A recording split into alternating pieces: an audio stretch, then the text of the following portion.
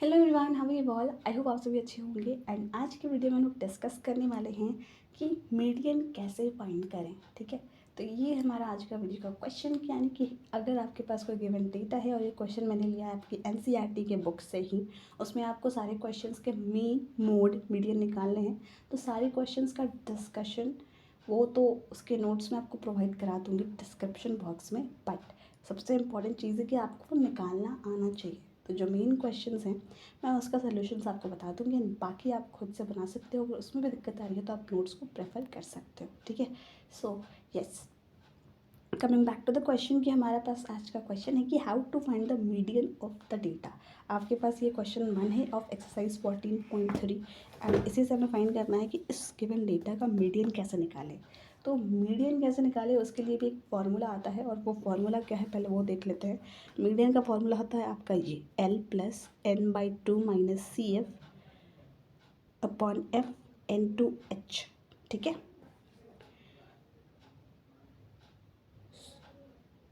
सो यहाँ पर आपको मीडियन फाइंड करना है, एंड हमने यहाँ पर मीडियन का फॉर्मूला भी देख लिया, लेकिन कुछ चीज़ें आई यहाँ पर L/N/2 CF/FH, ये है क्या। अब इसके बारे में जानते हैं सो दैट हमें बिल्कुल क्लैरिटी मिल जाए कि हाँ मीडियन फाइंड कैसे करना है। ठीक है, सो आपके पास क्लास इंटरवल गिवन है। यहाँ पर आपके जो मंथली कंजम्पशन है, मंथली कंजम्पशन ऑफ यूनिट्स क्या इलेक्ट्रिसिटी, या तो आपकी उसकी रेंज दी हुई है, और आपको फिर फ्रिक्वेंसी दिया हुआ रहेगा। और उसके बाद आपको करना क्या है, आपके पास क्वेश्चन में तो बस ये 2 ही टेबल गिवन है, ये थर्ड की ओर अभी आप ध्यान मत दो। बस इतना सोचो कि आपके पास क्वेश्चन में तो 2 ही टेबल गिवन होते हैं, जिनका मैंने नेम थोड़ा अलग करके लिखा है कि आपका मंथली कंजम्पशन को मैंने एज अ क्लास इंटरवल लिखा है, और उसके बाद नंबर ऑफ़ कंज्यूमर्स को मैंने FI यानी फ्रिक्वेंसी से डिनोट किया है, सो दैट आपको आसानी से समझ में आ जाए। ठीक है, सो अब उसके बाद यहाँ पर हमें मीडियन फाइंड करना है। तो मीडियन फाइंड करने के लिए हमने उसका फॉर्मूला पढ़ा। अब मीडियन का फॉर्मूला था ये, तो उसके लिए हमें एक और टेबल बनाना होगा जिसमें हम CF की वैल्यूज़ को कैलकुलेट कर पाए। अब CF क्या होता है, कॉम्युलेटिव फ्रिक्वेंसी। ठीक है, अब उसको फाइंड कैसे करते हैं, पहले आप देखो यहाँ पर 4 है, तो फ्रीक्वेंसी वाली टेबल की हेल्प से ही आप CF को फाइंड करोगे। ओके, तो फ्रीक्वेंसी में आप देख सकते हो वैल्यूज छोटी छोटी हैं, 4 है, 5 है, 13 है, 20 है, फिर 14 है, फिर 8 है, फिर 4 है।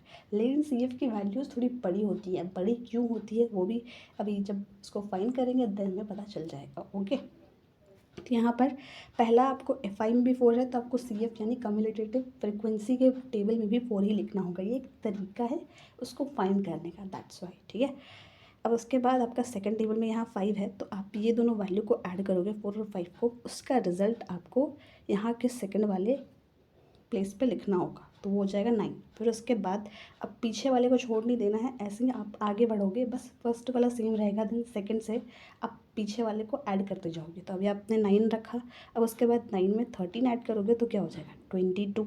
ठीक है, अब उसके बाद यहाँ पर आपने 22 फाइंड कर लिया यहाँ तक से। अब इस वाले टेबल में आओगे 20 में, तो 22 आया आपका पीछे वाला तक का जोड़कर। अब आप 22 में 20 ऐड करोगे। ऐसे ही नेक्स्ट में आपके पास यहाँ पर अभी 42 आया। अब इसमें यहाँ पर क्या वैल्यू है फ्रीक्वेंसी वाले टेबल में, फ्रीक्वेंसी वाले टेबल में जो वैल्यू होगी वो इसकी प्रीवियस वैल्यू से, यानी जितनी वैल्यू आई है उसमें वो उतनी ऐड हो जाएगी। तो 42 में 14 अगर आप ऐड करोगे तो वो 56 हो जाएगा। 56 आ गया। अब आपकी फ्रीक्वेंसी में क्या वैल्यू है, फ्रीक्वेंसी वाले टेबल में 8 है, तो आपकी ऐड करके अब तक की जो कितनी वैल्यू आई है इन सभी को ऐड करके दैट इज़ एक सेकेंड 56। तो 56 में 8 ऐड करोगे तो वो हो जाएगा 64। ठीक है, अब आपके पास 64 आ गया, तो आपने 64 यहाँ से ऐड करके फाइंड कर लिया। 64 आया, तो अब यहाँ पर लास्ट में फ्रीक्वेंसी वाले टेबल में कितनी वैल्यू बच रही है, यानी इस वाले जगह पे, यानी फ्रीक्वेंसी की वैल्यू इतनी है, तो CF की वैल्यू कितनी होगी, जितनी अब तक सबकी जोड़ कर आई है उसमें आप ये वाली टेबल की भी वैल्यू ऐड कर दोगे तो हो जाएगा 68। दैट इज़ आपका CF का फाइनल वैल्यू, यानी कि इस वाले प्लेस का आपको वैल्यू भी मिल गया। तो आपने CF की भी एक टेबल बना ली। तो इसमें बस करना ये होता है कि फर्स्ट पोजीशन सेम रहेगी, बट उसके बाद आपको सेकंड से प्रीवियस वाले को ऐड करते रहना होगा। यानी आपकी 9 आई, फिर 9 में आपका फ्रीक्वेंसी वाले टेबल में जो वैल्यू होगी 9 को उससे ऐड करना होगा, तब आपकी CF वाली टेबल में वो थर्ड प्लेस की वैल्यू आएगी। ऐसे ही आपको पूरे टेबल की वैल्यू निकालनी है, तो आपने CF वाली टेबल की पूरी वैल्यू निकाल ली। ठीक है, अब उसके बाद यहाँ पर हमने एन देखा, कुछ नए टर्म्स देखे जैसे एन, एल और फिर एच, सी एफ, एफ। तो ये टर्म्स है क्या, जिनको हमें पुट करना होगा इस मीडियन वाले फॉर्मूले में, तभी जाकर हमें अपना मीडियन मिलेगा इस गिवन डेटा का। तो उसे करेंगे कैसे, let's do that. So N मतलब होता है आपका सम ऑफ ऑल फ्रिक्वेंसीज। तो यहाँ पर सिर्फ वही सम ऑफ ऑल फ्रिक्वेंसीज यानी फ्रीक्वेंसी वाले टेबल में आपकी जितनी भी वैल्यू है आप ऐड करके आएगी जो, यानी कि आप 4 को ऐड करोगे, 5 को ऐड करोगे, इन सभी को ऐड करने के बाद जो आपकी फाइनल वैल्यू आएगी वो होती है एन। उसको हम लोग बोलते हैं एन, यानी सम ऑफ ऑल फ्रिक्वेंसीज। ठीक है। अब उसके बाद आपको यहाँ पर जैसे हमने मोड में डिस्कस किया था कि वो मोड क्लास होता है मॉडल क्लास, तो मीडियन में होता है मीडियन क्लास। ओके।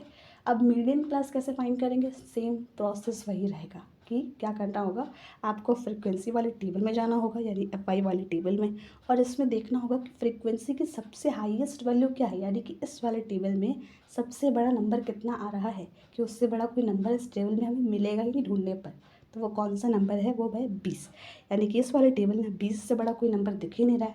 अभी सी एफ को मत ध्यान दो, अभी हमें बात हो रही है एन की, यानी सम ऑफ ऑल फ्रिक्वेंसीज। उसके बाद हम कर रहे हैं अभी मीडियन क्लास की। तो मीडियन क्लास की बात करने के लिए हमने फ्रिक्वेंसी वाले टेबल में सबसे हाईएस्ट वैल्यू ढूंढी, यानी सबसे बड़ा नंबर ढूंढा, जिससे बड़ा नंबर फ्रिक्वेंसी वाले टेबल में है ही नहीं और ना मिलेगा। तो हमने वो ढूंढ लिया, उसको डिनोट करते हैं हम एफ से, यानी कि इस फॉर्मूले में आप एफ देख रहे हो ना, स्मॉल एफ, तो वो होता है आपकी हाईएस्ट फ्रिक्वेंसी वाली वैल्यू। एंड उसी के जस्ट अलाइन में आपकी जो क्लास इंटरवल होगी, यानी कि ये वाली आपकी कौन सी क्लास इंटरवल आ रही है, 125 to 145। तो ये जो आपकी क्लास इंटरवल आ रही है हाईएस्ट फ्रिक्वेंसी वाली वैल्यू से, तो ये आपकी बन जाती है मीडियन क्लास। अब उसके बाद यहाँ पर ये बन गई आपकी मीडियन क्लास। तो आपने फॉर्मूला में देखा कि आपके पास कुछ टर्म्स बच रहे हैं अभी, एल, एच और सी एफ। तो अभी हम लोग डिस्कस करते हैं एल एच को, फिर लास्ट में डिस्कस करेंगे सी एफ को।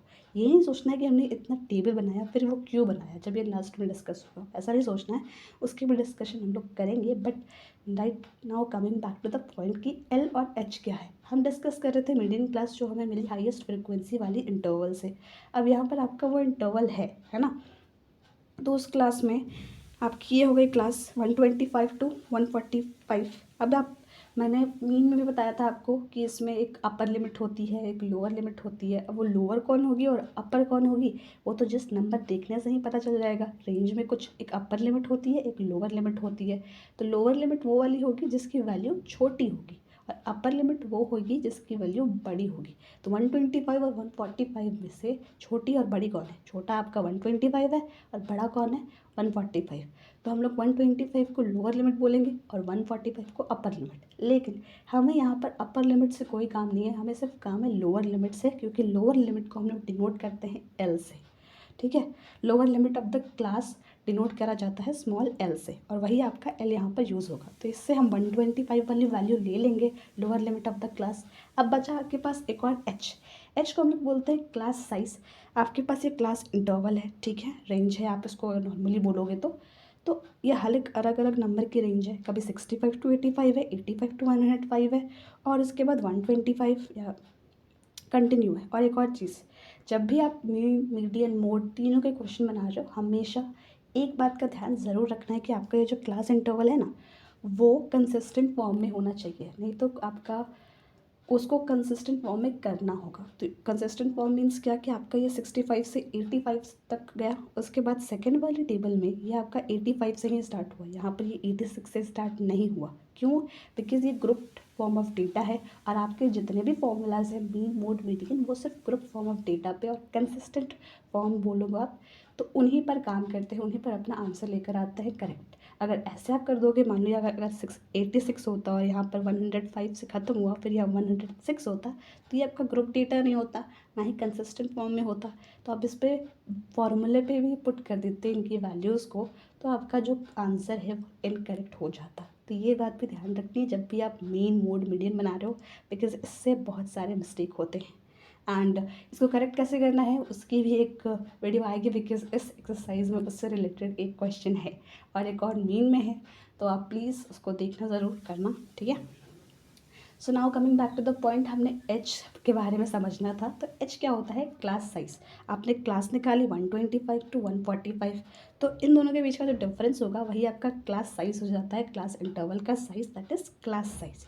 यानी कि अगर आपको इसमें दिक्कत हो रही है निकालने में, तो एक काम करो, जो आपका मीडियन क्लास आया या कोई भी क्लास, बिकॉज ये डाटा आपका ग्रुप फॉर्मेट में है, तो आप किसी भी से फिर निकाल सकते हो क्लास साइज़ यानी एच को। ठीक है, तो ये याद रखना, आप खुद से नोट कर लेना कि किसको क्या बोलते हैं और कौन कैसे फाइंड होता है। ये आप 2 दिन में बनाओगे, आपको आ जाएगा। ओके, सो यहाँ पर हमें यहाँ पर क्लास साइज़ निकालना है, तो अपर में से लोअर को माइनस करेंगे तो 145 माइनस 125, तो आपके पास क्या आएगा 20, तो वही आपका हो जाएगा क्लास साइज़।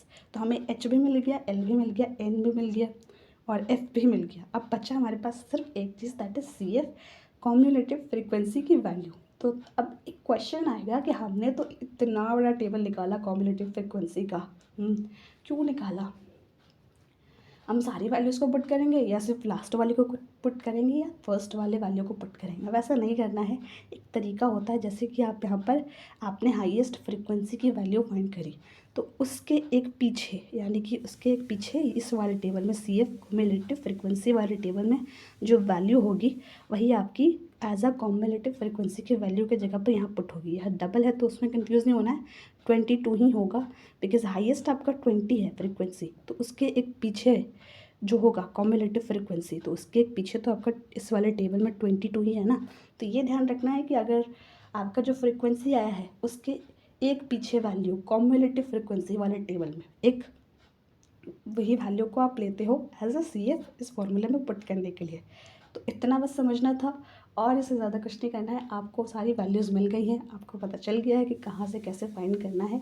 सो बस उसको फॉर्मूले में पुट करना है और फॉर्मूले में पुट करने के बाद थोड़े से एरर्स आते हैं ऑब्वियसली, बट उसके बाद सोल्यूशन आपका आ जाएगा। तो यही था इस वीडियो का टॉपिक कि how to find median, and median find हो चुका है। So that's done. एंड बाकी कुछ क्वेश्चंस हैं वो भी नेक्स्ट वीडियो में डिस्कस हो जाएंगे, और इस चैप्टर के नोट्स यानी इस एक्सरसाइज के नोट्स आपको डिस्क्रिप्शन बॉक्स में मिल जाएंगे, सो आप उसको भी गो थ्रू कर सकते हो। Thank you so much for watching.